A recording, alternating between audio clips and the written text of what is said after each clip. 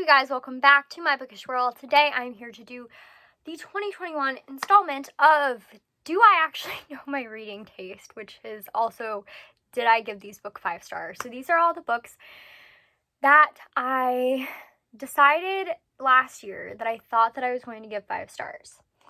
And yeah, let's just get into it. So the first book that I have on here is not one that I own, but that is Bromance Book Club by Lyssa K. Adams, which I gave 4 stars, so I was pretty close. It definitely was not, like, amazing, like, totally show-stopping. It was cute, it was easy to get to, so I did end up giving this 4 stars, which, like, I feel like is expected for me with different romances. I tend to give them 4 stars rather than 5 stars unless they, like, totally blow my mind. So, that's my fault. And then I put A Cord of Silver Flames by Sarah J. Maas, which is heavy. And yes, I did give this 5 stars. I don't really think that I would have given it anything less than 5 stars. I really enjoyed this, and I really enjoyed the different representation of different traumas in here, and I really think that it was done well, but I also just really love the story, and the romance was amazing. So yeah, I'm not really like a Sarah J. Maas stan completely, but I do like her ACOTAR series as well as her Crescent City series, even though she's only had one book come out. But yeah, the next book that I have on here for my Do I Know My Own Taste is Chain of Iron by Cassandra Clare, which I am happy to report I did give 5 stars. And also, this baby, she's signed. It's a collector's first edition, so I'm like, I love this book. Anyway, yes, I did give it 5 stars. I was really nervous. I remember I read this a really long time ago, so excuse me if I forget. But I was definitely worried towards, like, the middle of it that I wasn't going to love it because it was just really slow.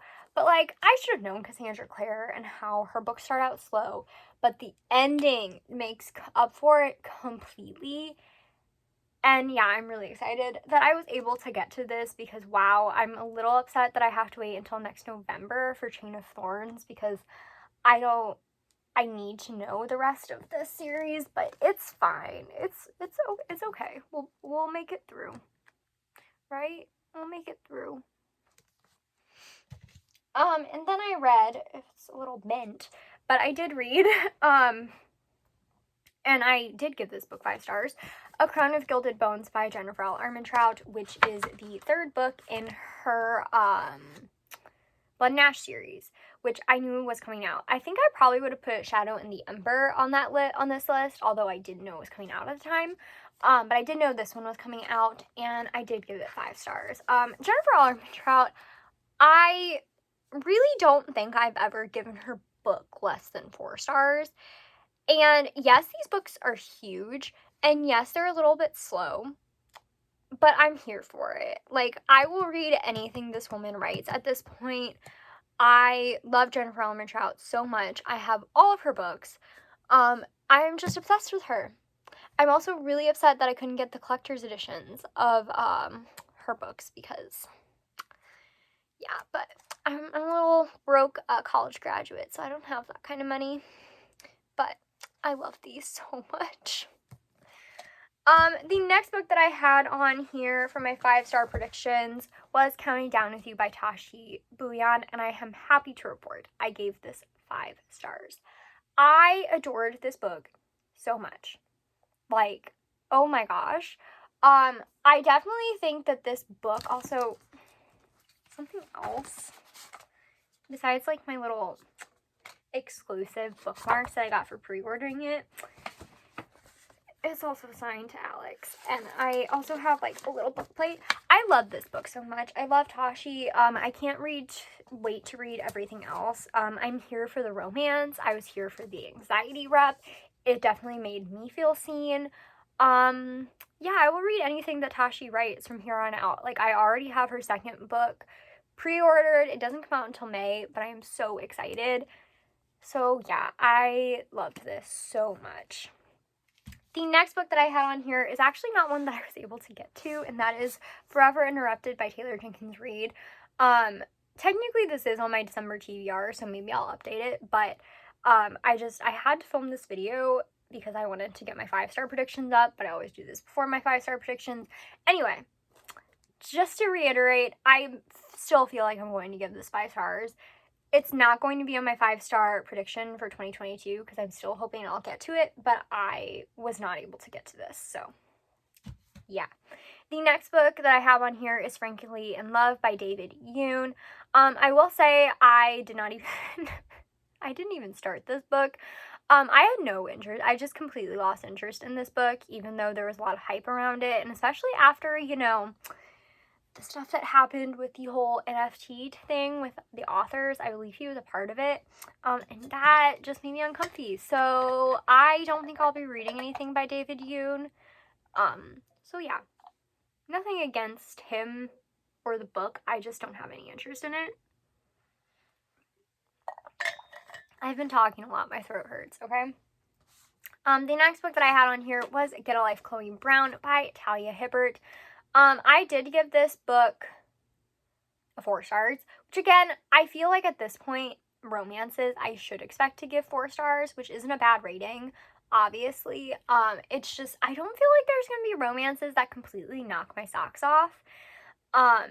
But I really did enjoy this. I don't think this was my favorite out of the series. I think Dani Brown was my favorite, which I wasn't expecting. But I really enjoyed this one, and I will definitely be picking up more Talia Hibbert in the future. The next book that I had on here was Shout by Lori Halsey Anderson. Now, I don't know why I put this book on my list, because I don't rate nonfiction. So I didn't give this a rating, but I did love it. It's definitely something that wasn't easy to read. It was easy to get through, but like the content has to deal with rape and sexual assault of the author. And, you know, obviously that's not an easy thing to read. I'd be a little concerned if it was an easy thing to read. But yeah, I probably would have given this 5 stars if I rated nonfiction, but I don't, because I read a lot of essays and like I read like essays and stuff, and I feel weird rating something that's based on somebody's experience, because it feels like I'm rating their like experience based on like their writing, and I just don't feel comfortable doing that. So yeah. The next book that I had on here, I actually DNF'd, not because I wasn't enjoying it, I just was not in the mood for it, and I did not have the mental capacity to read 2 books at once, which really says a lot about where I am. But that was Monday's Not Coming by Tiffany D. Jackson. Like I said, I just didn't have the mental capacity to read it. I'm still planning on getting to it, and I still think, I actually don't know if I'll give it 5 stars. I would probably say that I would expect to give it maybe 4 stars, which again, isn't a bad rating. But I've read some of her work now, so maybe now I have closer of that expectation. I also had an honorable mention, which was Grown by Tiffany D. Jackson, which I did read, and I gave this one a 4.5 stars, which is very close. But I really enjoyed the storyline. I really enjoyed all the issues that this book dealt with, and I think they were handled pretty well. Also, I hate like covers like this that are all silky smooth, because then you can like just see all the nasty...